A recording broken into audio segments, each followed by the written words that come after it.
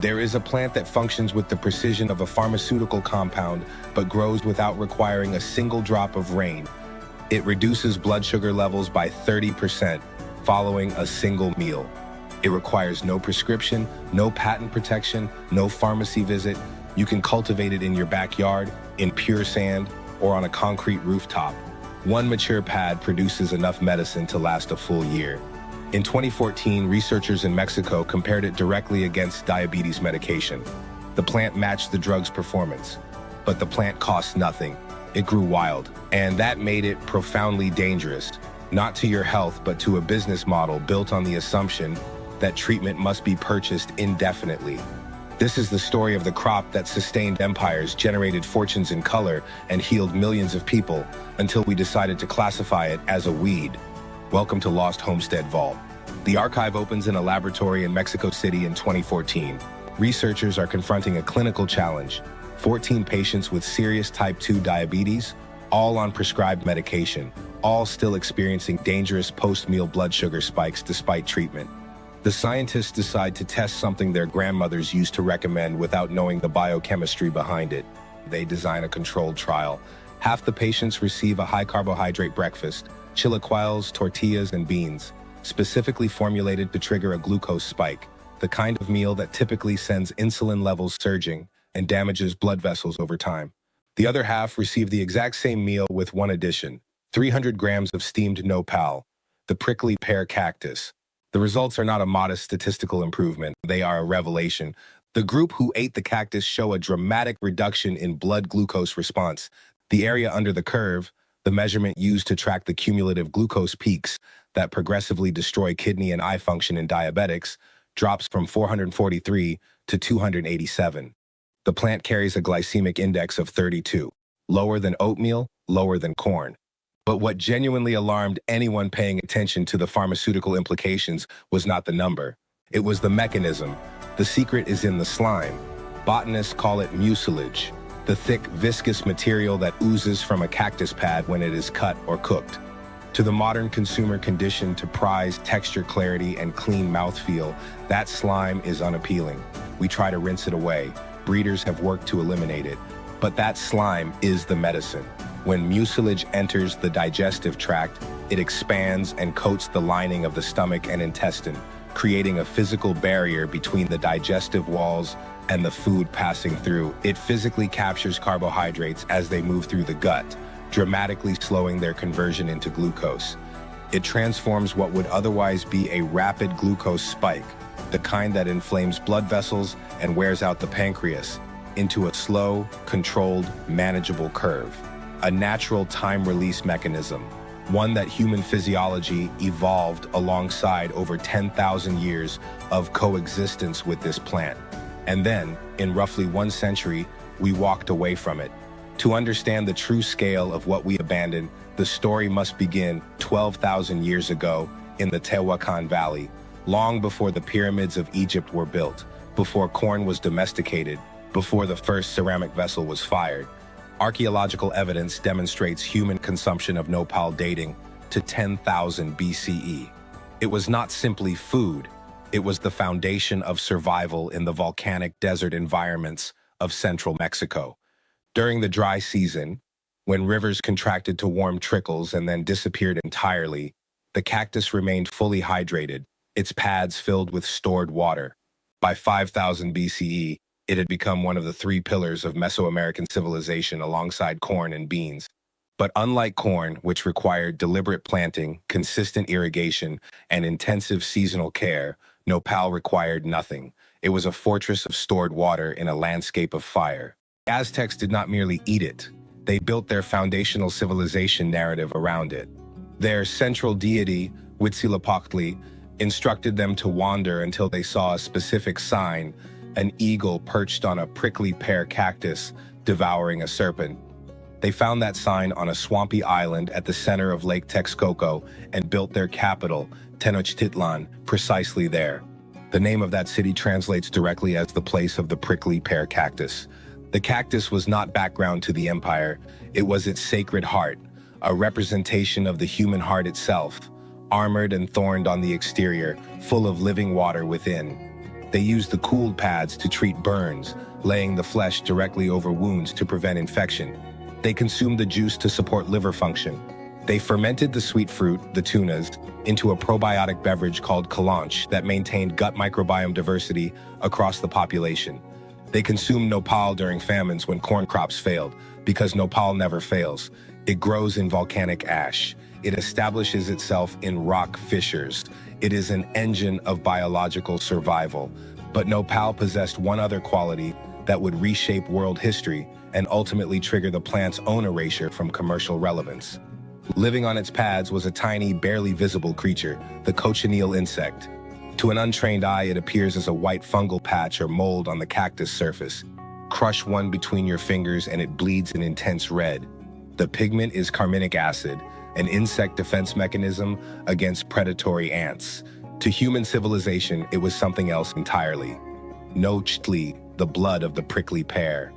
It took 70,000 insects to produce 1 pound of finished dye, but that dye was the most vivid, most permanent, most deeply saturated red the world had ever produced. When Hernan Cortés arrived in 1519, he did not look at the cactus and see a pharmacy or a drought-resistant food source. He saw a dye mine. Europe was starving for color. Their reds were muted brownish tones that faded badly in sunlight. The Aztec red was brilliant, shocking, and absolutely permanent. Spain moved to monetize it immediately.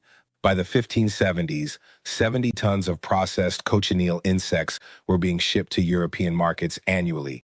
Billions of individual insects scraped by indigenous hands from the surfaces of cactus pads. That red dye colored the robes of Catholic cardinals. It stained the famous red coats of the British Army. It appeared in the paintings of Van Gogh and Rembrandt. It became the second most valuable commodity exported from the entire New World, surpassed only by silver. Spain protected the trade secret with threats of execution. Foreign nationals were banned from plantation access. Deliberate misinformation was spread, claims that the dye originated from berries, from mineral deposits, from anything other than an insect on a cactus. The commercial monopoly lasted nearly 3 centuries. But in their absolute focus on extracting commercial value from the insect, the Spanish systematically ignored the green value beneath it. The nopal was reduced to a farming infrastructure for the bug. Europeans protected the insect and despised the plant that sustained it. When synthetic aniline dyes were developed in the mid-1800s and the commercial value of cochineal collapsed overnight, the cactus plantation system was abandoned along with it. And that is when the true erasure began in earnest. By the 20th century, nopal was being actively suppressed in the United States. Ranchers viewed its thorns as a hazard to livestock and its vigor as an aggressive competitor with grazing grass. The USDA formally classified prickly pear as a noxious weed and published guidance manuals on how to poison it, burn it, and mechanically destroy it. Millions of dollars were invested in developing herbicide formulations specifically designed to eliminate the one plant in the Western Hemisphere best adapted to survive the droughts that were already beginning to arrive. But the campaign against nopal reached its most extreme expression in Australia. In the 1800s, British settlers transported nopal to Australia with 2 purposes: to use it as natural livestock fencing and to establish a domestic cochineal dye industry. They neglected one critical detail. In Mexico, nopal is held in precise ecological balance by a complex web of natural predators, beetles, moth larvae, and fungal agents that continuously regulate its expansion. In Australia, none of those predators existed. The cactus recognized it was free. Its colonization was catastrophic. By 1925, prickly pear had consumed 100,000 square miles of eastern Australian farmland, an area larger than the entire United Kingdom. It advanced at an estimated rate of 1,000 acres per hour. Buildings were engulfed, roads were blocked, entire communities were evacuated. The Australians called it the Green Hell. They deployed arsenic spray programs, tank-mounted rollers, and controlled burning operations. Nothing worked. The plant regenerated from every fragment. A severed pad dropped to the ground would root itself and grow a new plant within days. It appeared indestructible. The eventual solution required returning to the original source, a natural predator from South America, the Cactoblastis moth, whose larvae consume nopal from the inside. Released in Australia in the late 1920s, the moth controlled the infestation within a decade. But the lesson drawn from the experience was the wrong one. Australians learned that the cactus was a monster to be feared. They did not think to ask what capacity a plant possessed that allowed it to produce millions of tons of biomass in a land with almost no rainfall. They simply wanted it gone. Why did we learn to hate it so thoroughly? Because Nopal breaks the foundational logic of industrial agriculture. You cannot patent it. You plant a single pad and it clones itself indefinitely. It requires no irrigation, which destroys the commercial value of water rights. It requires no synthetic fertilizer, which eliminates the revenue stream of the agrochemical companies. It is food that is genuinely free. Free from seed costs, free from input costs, free from the annual renewal of dependency that industrial agriculture requires of every participant. So it was replaced. We substituted Nopal for wheat, corn, and processed sugar, crops that require continuous inputs, proprietary seeds, chemical programs, and infrastructure investment to produce. Crops that keep farmers dependent and keep corporations profitable. And the results of that substitution are now written in the bodies of the communities who were forced to make it. The Tohono O'odham people of the Sonoran Desert were once among the most skilled practitioners of desert survival agriculture on Earth. They did not build hospitals because they did not have the metabolic diseases that require them. Their traditional diet was built around foods with naturally slow glucose release profiles: nopal, tepary beans, chia seeds, and chala buds. Each selected over thousands of years of practical experience for its capacity to keep blood chemistry stable in a harsh, variable environment. Then, in the 20th century, their water sources were systematically diverted to supply growing cities and cotton production operations. Their traditional farming systems collapsed. The U.S. government responded with emergency commodity food program shipments: white flour, refined sugar, lard, and canned goods. In a single generation, the diet of a community evolved over thousands of years. For metabolic precision, was replaced by the most glycemically disruptive food package the industrial food system produced. Today, the Tohono O'odham have some of the highest rates of type 2 diabetes in the world. Approximately 50% of adult tribal members are affected. For decades, researchers searched for a genetic explanation, a so-called thrifty gene that supposedly predisposed indigenous populations to metabolic disease. The answer was never in the genome, it was on the dinner plate. When you take a biological system perfectly calibrated to the slow-burning fuel of desert cactus and flood it with the rapid glucose surge of refined industrial carbohydrates, the regulatory system breaks. The problem was not their genetics. The problem was that they were compelled to trade a pharmacy for a poison. But in the ranching communities of northern Mexico, one practice quietly survived the transition. During severe drought, when pasture grass burned to ash and corn crops failed completely, cattlemen did not destroy the cactus. They turned a propane torch on it, burning the spines away, and fed the roasted pads to their livestock. The cattle did not merely survive. They produced milk in the middle of Dust Bowl conditions. The water stored within the pads kept the animals hydrated through dry periods when every other water source had failed. The plant was doing exactly what it had always done, sustaining life in conditions where nothing else could. Now, as the climate disruptions that indigenous communities warned about for generations are arriving in their predicted form, Nopal is being reconsidered at scale. Corn fails at sustained temperatures above 100 degrees Fahrenheit. Wheat withers in extended heat events. But Nopal uses a biological process called crassulation acid metabolism, CAM photosynthesis, that makes it fundamentally different from conventional crops.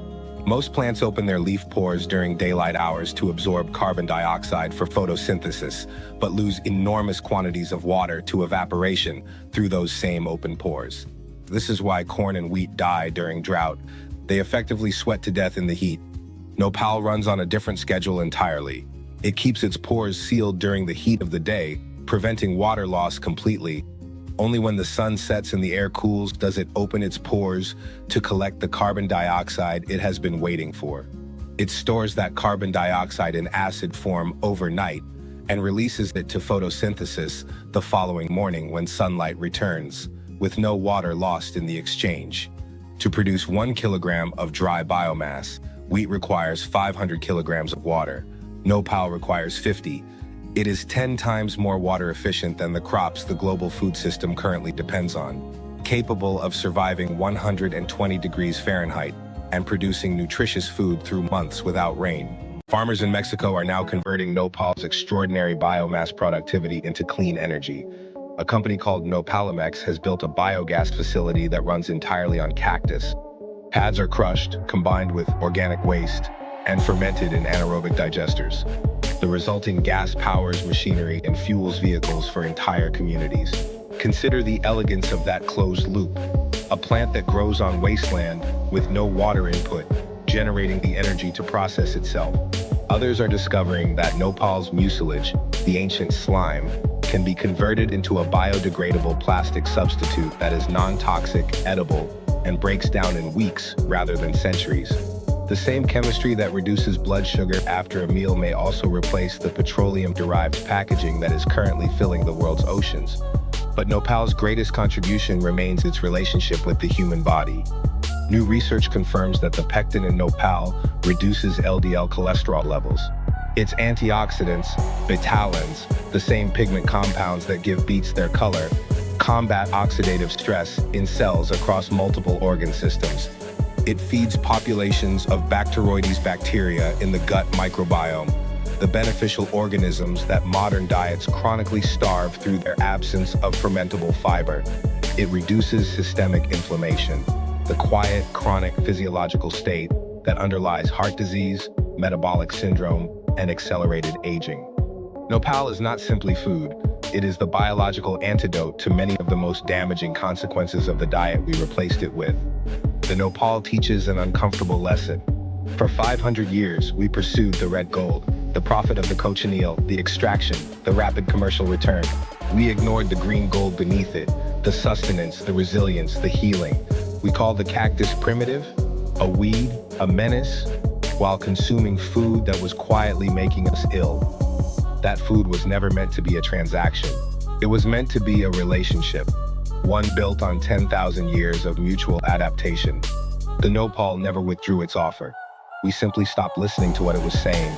Memory is returning. In home gardens, in traditional farming communities, in the dry margins of land that industrial agriculture has written off as worthless, the green gold is asserting itself again. The next time you see a prickly pear growing by a roadside, dusty and ignored, its pads catching the afternoon sun, look at it differently. You are looking at a survivor of 5 civilizations and 2 continental invasions. You are looking at a pharmacy that requires no building. You may be looking at the future of food in a heating world. If this vault opens something for you, subscribe to Lost Homestead Vault and hit the bell. Every like and every share helps preserve this wisdom.